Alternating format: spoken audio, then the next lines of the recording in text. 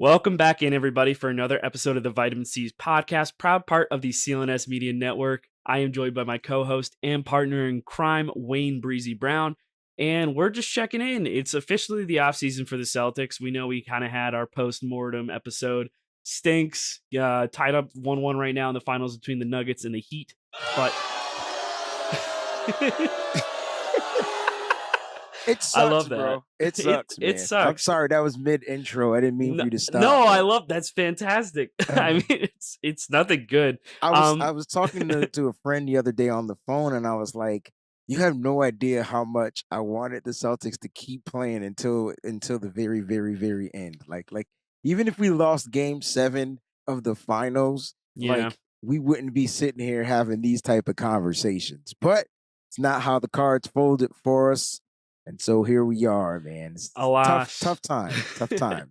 Yeah, it's tough times. I think is probably the best way to put it. I think putting it lightly, but overall, things seem to be trending in the right direction. So Brad Stevens had his end of year press conference.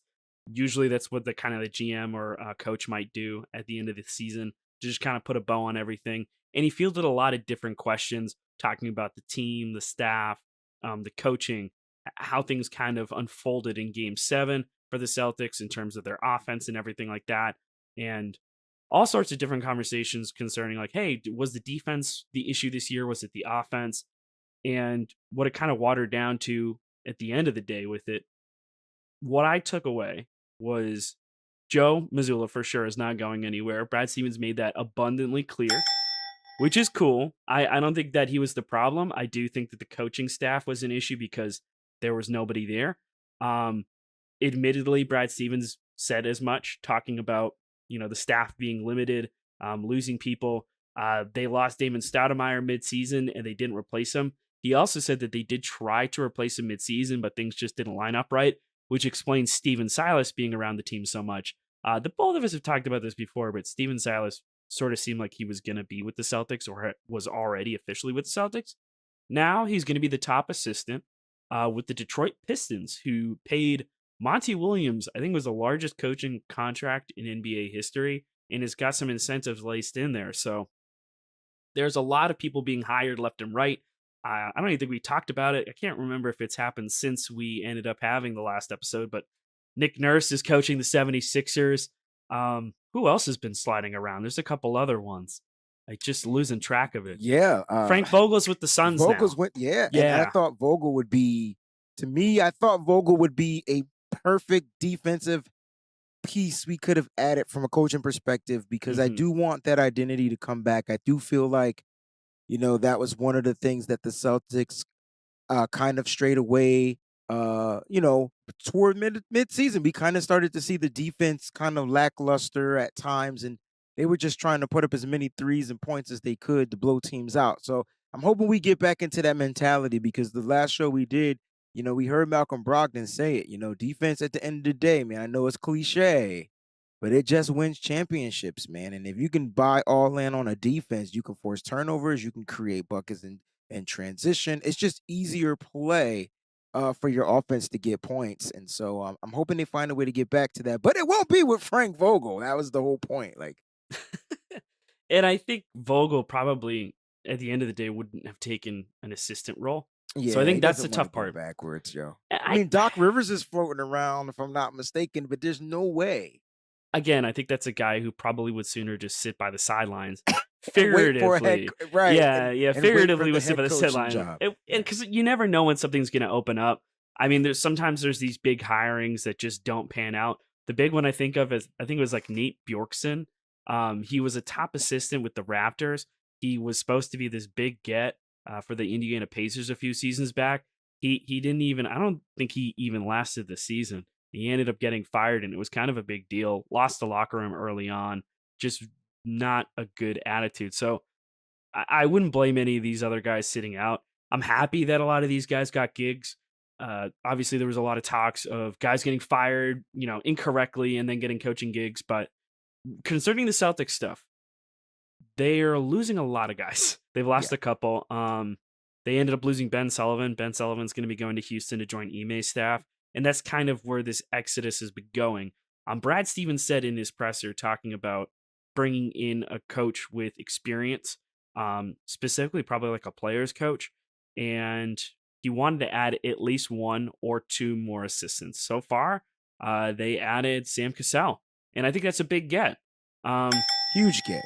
Huge get. So Sam Cassell originally was with the 76ers at one point and ended up being, I think, with the Clippers as well, and had been in consideration a little ways back before they brought in Ime. I want to say that they were looking at him as a potential head coaching candidate for the Celtics and ended up not going with him. But now he ends up back with the organization, won a championship here.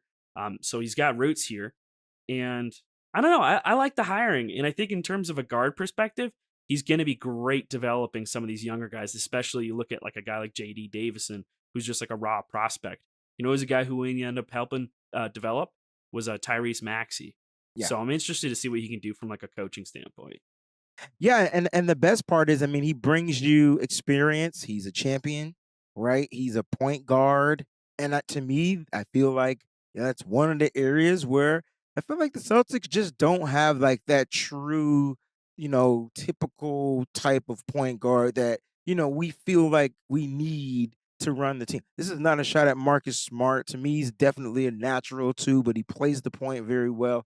But just having a guy come in here and just giving them, a veteran like, I've been here, I've done this. You guys, if you choose, you can learn from me. I'm good at developing these young guys, and I think it'd be really good for the team. Sam Cassell's former Celtic, got a championship with us, and I just think that's going to help out, especially in that area. Because our point guards, and at the end of the day, I feel like if you can get more scoring and better point guardsmanship, I made that up, out of our point guards, I think the Celtics will find a way to be all right, depending on how they tend to go with the bigs this upcoming season. So I like the hiring of Sam Cassell. I always thought he should have been here anyway, and I'm glad that he chose to come back to Boston.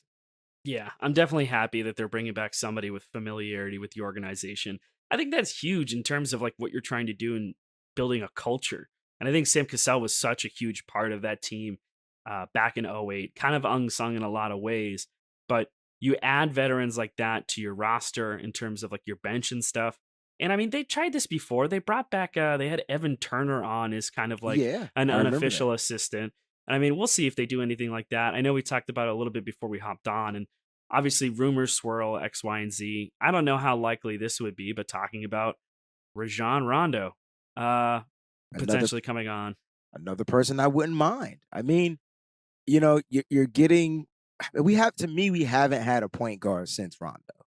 Like a natural point guard to me since Rondo. And the funny thing is, remember, Rondo wasn't much of a shooter, but he could get to the basket, right? And so I feel like just bringing him back in here from a coaching perspective, him being an assistant type of a coach, again, can work with the point guards room, those younger guys, and even some of the older guys, maybe help show them kind of like how his vision usually is on the court, and then they can kind of see it in a different light. I mean, don't get it twisted. Didn't our coach play point guard at one point in college against Yes. yeah, but Yeah. but I don't think he has that vision. So think about the two people. If Rondo does choose to come to Boston, if they go out and hire him, you're getting two former point guards with that vision. And I feel like that's what we're missing because you're asking Tatum to be the visionary, which is fine. You're asking him to be the visionary, but there's times I want him to play off ball and just do the damn Yep. thing. You know Yep. what I mean? And so I never want, and I love Jaylen Brown. I never want him to be the visionary. I don't even want him handling the ball. I just want him to score. Like do what you do off ball. And Marcus Smart, this can even ramp back up his defensive perspective if he's able to get some of these passes. So I like the rumor about Rondo, and I really love the hiring of Sam Cassell. Yeah. With Rondo specifically, I think he's just a brilliant basketball mind, That's right? the mind. That's, I that's think my point. the funniest thing was hearing the stories about him when he was still playing. I want to say it was when he was with the Lakers and they were going against the opposing team and he was calling out their play calls. And Wow. then there was another one where apparently like a coach was saying was didn't have any more plays to go to and he was like 39, 39, like run play 39. And Rondo looked over at him Wow. and said, "You don't have a play 39." Because he knew the He entire knew the entire playbook. playbook. And that's kind of like what it's like, right? Because both from an offensive and defensive standpoint, Rondo was brilliant. He was a very, very good defender, Very good and defender. in terms of a playmaker too. So if you were to go out and get him, and I don't know, there's a whole other moving parts with that in terms of you want to make sure you're bringing in a guy who's going to help the organization. I think he's got that ability to. He obviously, I'm gonna have to address it, but like the off the court stuff with him is pretty serious. I'm not going to touch that with a 10-foot pole right now, but just from a basketball perspective, Mhm. he's a hothead and he's stubborn and can be abrasive. That's part of the reason why I liked him. And I don't know. I Rondo was one of my favorite players when he was playing basketball for the Celtics, so I wouldn't hate it in terms of just like a basketball angle. Uh, Again, it's just rumor and hearsay until we actually hear anything else. But He was at that he was at the last game. I thought that was pretty cool. Wasn't he with Pierce and them? Like, he was I think so. I think yeah, you're like, right. I think and why not hire Paul Pierce? Well, since we at it, like, I think well, he's got to want it. He needs to want to do that. And I think I there's a got you. difference between having like a tie to the organization versus like being I like a know where you're going. basketball mind. And I think like I think if you were to like have Pierce For do anything like a player development coach yeah, in for the terms of culture, like bro. just like yeah, I think that's Yeah. actually a great That angle to it. It's that the that culture, right? that would be the role. Hey, Hmm. man, I need the culture piece added because, he knows how to win, right? He takes big shots. He's the only person I know that could get hurt in the game, come back and drop 34. The only person. I thought Tatum was gonna do that in game 7. I thought we were gonna get a little Paul Pierce moment, but unfortunately that was an ankle.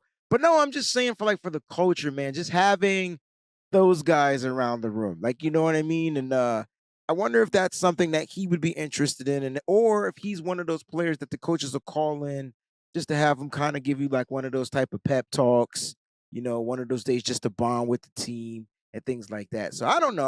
I'm just mentioning names that I feel like would be great culture fits for the Boston Celtics. Because once you build the culture, see that is the key really the championships. You build the right room to where the players trust the players and things like that, and they feel like they can go to the coach and don't get it twisted. Coaches can be stern, that's their job, but at the end of the day, like when the culture is set, man, and everything just seems comfortable, I mean, that's when guys run through walls and do crazy stuff. Like, you know what I mean? So I'm hoping that's something that we see a little bit differently this upcoming season.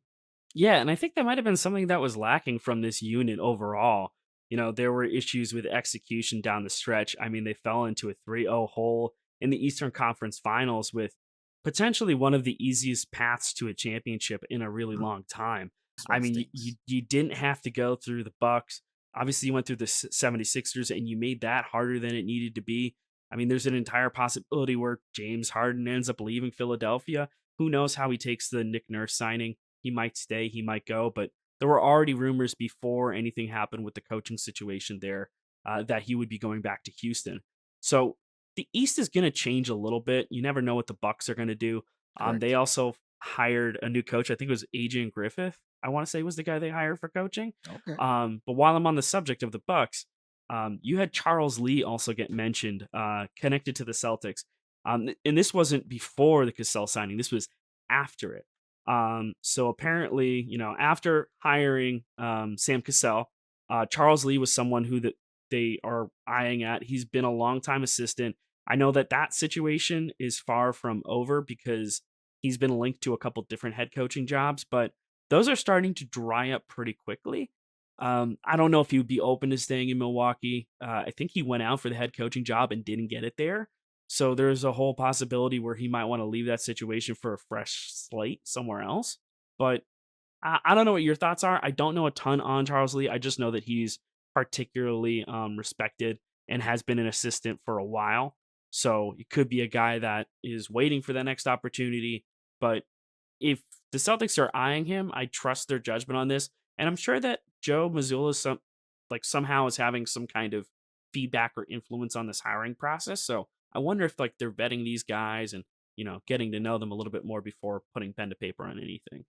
Yeah, I don't know much about him either, but and I'm hoping Joe is in the process of this. I'm hoping this is not just a Brad thing. I'm hoping they're sitting down with the head coach, and because at the end of the day, like it's the head coach's vision, and then it's the assistant's jobs to kind of like get along with that vision, and you know what I mean. And so Like I'm hoping they're finding a way to mesh with these guys that they bring in. But I'm with you. Whoever they bring in, I'm sitting back and I'm just going to trust. I'm more concerned about Jaylen Brown not signing the extension and things like that, and getting down to the nitty gritty of the team. But I know it starts with coaching. Joe needed help.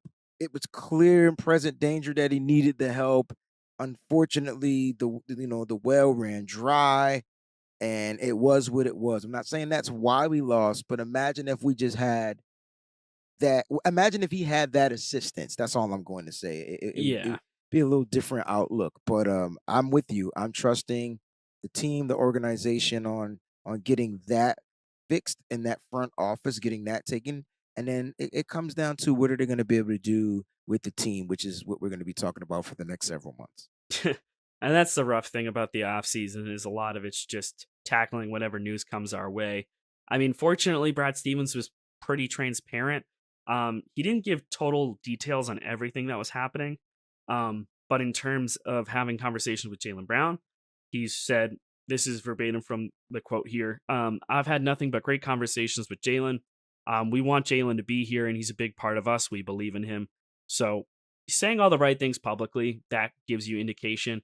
And then, of course, there's the rumor. You sent it to me. I'd seen it before, but Greg Hill from, I think it's not, is it EEI or 98.5? I One don't of the know, man. Boston radio, basically saying Jaylen Brown has bought But a condo. yeah, Was it? It was a side by side condo yeah, in Seaport. you're And right. Seaport, I Seaport, think is Seaport. Seaport's one of I think where one of his stores is. So I mean, Okay. I don't know how close it is to the juice store, but he uh he bought a condo, and I mean, I just saying when you buy real estate, it's just not something is Seaport a place you'll just come and visit once a year? Like, probably not. I'm gonna probably say you get probably not. you get what I'm saying? So I Yeah. mean, this look, it's not a rumor that he did that. That's going down, but I guess the rumor is this a sign?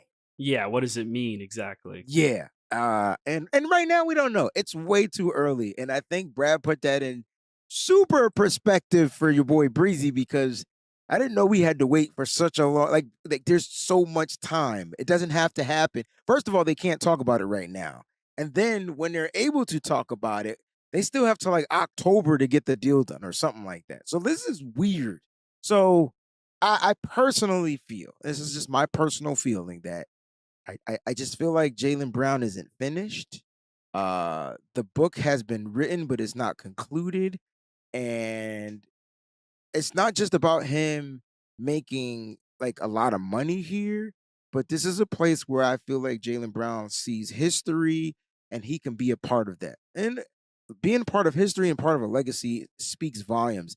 And the type of man that I feel like Jaylen Brown is, he loves that type of stuff. And so I'm hoping that he sticks around, he gets his bag, and he gets better, he progresses, he's entering his prime, and it can only get better. That's why I can't see us trading Jaylen Brown for Damian Lillard or one of those guys. Because yeah, we'll get a good season, possibly, but we can probably we get 5 more years with JB. Like, As long as you can get him to agree to the contract, that's the only caveat, right? Because right. your window gets a lot smaller if it's Dame Lillard. You probably get 3 or 4 windows with S- just that duo of him and Tatum. See what I'm saying? Which is a Yeah, great window, but but you he's could have older. longer. Yeah, he's Yeah. much older. He's 33 going on 34. And he's a great I love Dame. Like as a player, Love he's him. great. Love him. But I don't know. I think if they were to ever do any kind of shakeup, I'd probably want to try and get like an elite big man. Um, The figure only it out from elite there. big man that I would like is JoJo. So if you can, or Cat, then that's Yeah. it. I think either of those is possible, but I think it depends on what's Really? going to happen with Philly. I think one bad season in Philly, or if James Harden truly leaves, I don't know. Maybe JoJo gives it some thought. Maybe Joel Embiid thinks Oh, I about see stuff. what you're saying now. But Okay. you never know. I mean, it's not like none of that stuff is guaranteed and set in stone, right? I Correct. mean, and I think that's when you're making any kind of move in the off season. Like this is why you have to do it with such a heavy hand. You got to really think everything through.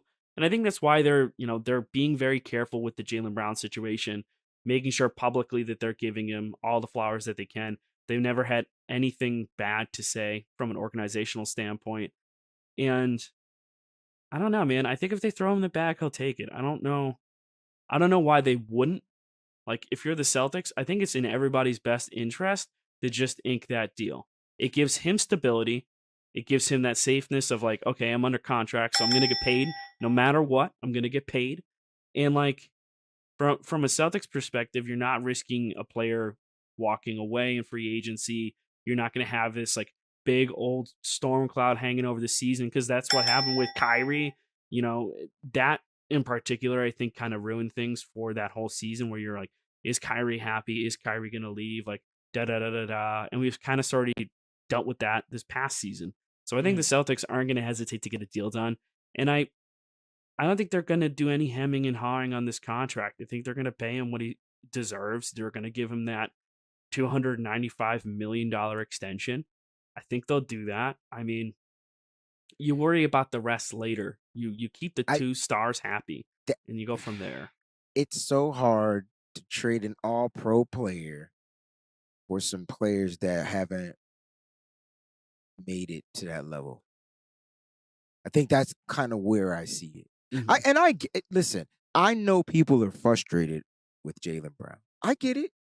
That's fair. There's nothing wrong with being frustrated with the player. But I think we're forgetting the amount of hard work he put to get to where he is and help get the Celtics where they were. Sure. Because there were times he helped carry the team. It's just in that one particular moment. Like that moment, like, and granted, he was coming off of that. And I'm not saying this is an excuse, but we talked about that cut, that laceration to him. And we don't know how much that might have played an effect in his ball handling or things like that. But we did see this, and tell me if you saw something different. Whenever he would go to the rim, he preferred to lay it up. So that let me know, and he missed some layups, right? That let me know that something on his hand probably still wasn't there. And every time he dunked it, he would come down. Then he ended up dinging up his elbow in that as well. And they forced him. They forced him to his left, Ooh. And they admitted to that too.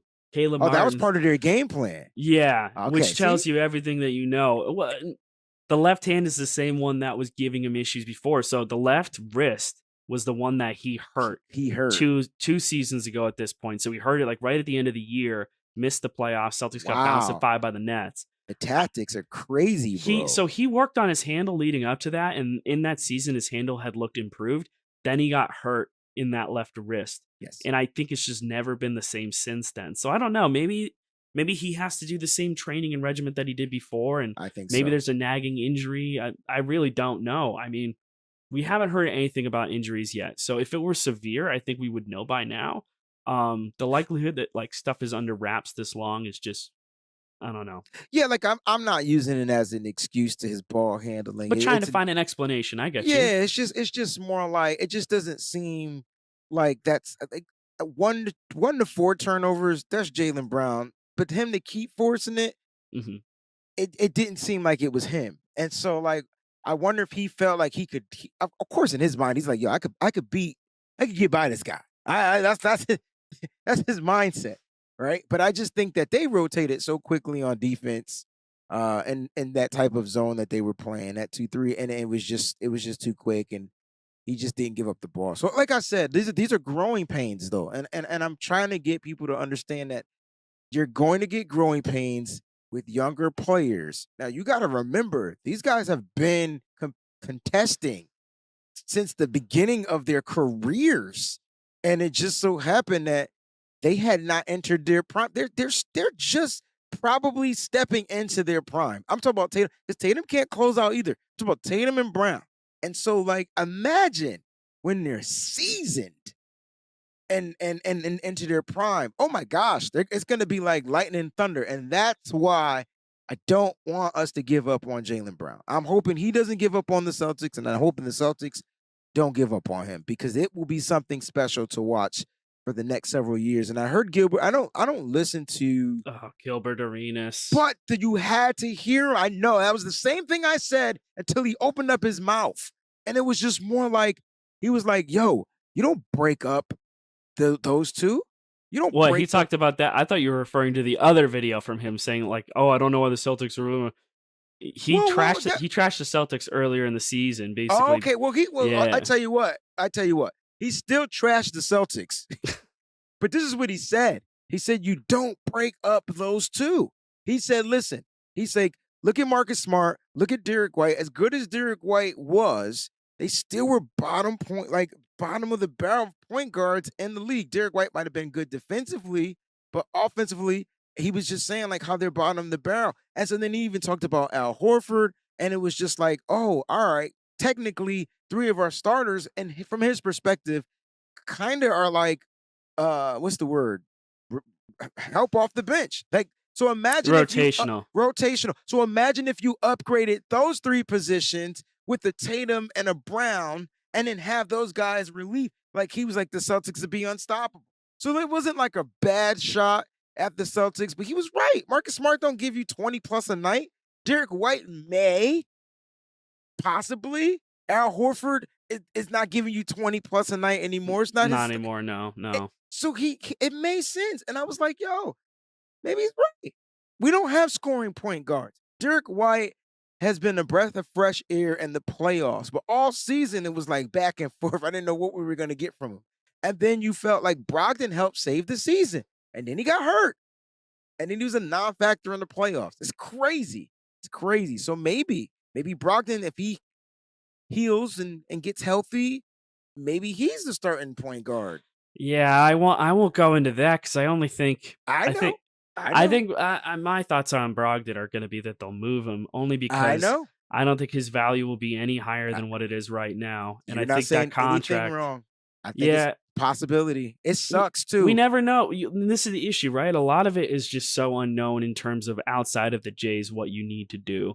There I we think go. shakeups around this roster are bound to happen, but they're doing the right thing by kind of getting their ducks in a row.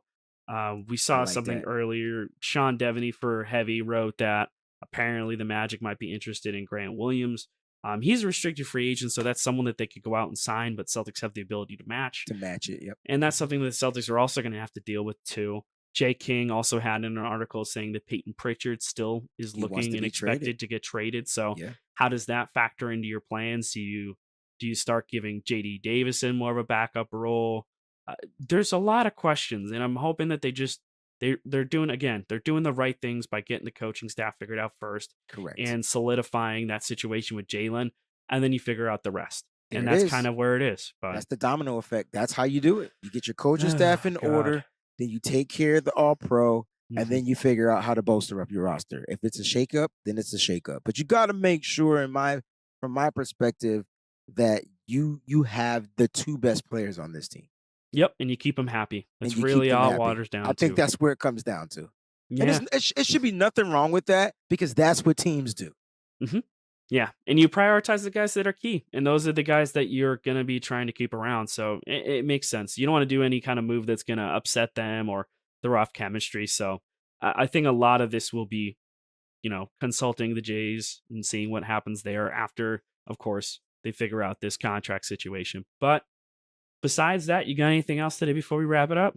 No, man, I'm excited to see what happens. I kind of like what's going on with the Celtics. I don't know when stuff is just going to drop. I didn't know the Sam Cassell news was going to drop. Yeah. So I'm kind of excited how like Brad has this nice little system and things are just, they're giving us nuggets, no pun intended. And so I'm excited. We got some time.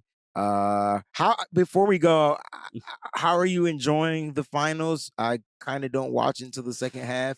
Pretty much exactly what I'm doing. I don't think it's good for my health. I think after looking at the box score a couple times and seeing that like Max Strus and Caleb Martin are having like bad games and like I'm just like And then Caleb Martin is injured one game, and then Tyler Hero comes back. Like this, you Tyler can't. Harrow ain't back yet still, unfortunately. But I'm reading that he's supposed to be coming back. Like this is He might, but he's still not ready yet. They're saying the pain's good. still pretty bad in that hand, but I don't know, man. I'm gonna probably pay attention when I the series is understand close why to you say over. what you said, though. This is not good for your health. This is fun. No, But absolutely not. but Good for your health. Denver made some boo boos in game Mhm. 2 by leaving their shooters wide open. I'll leave it at that. If they didn't watch the Celtics, they might want to go back and watch every game. Just don't leave them wide open. I wouldn't be surprised if they have. Well, with that, we're going to wrap it for today. Thank you for joining this episode of Vitamin C's podcast, proud part of the CLNS Media Network, and we'll catch you next time. Cheers.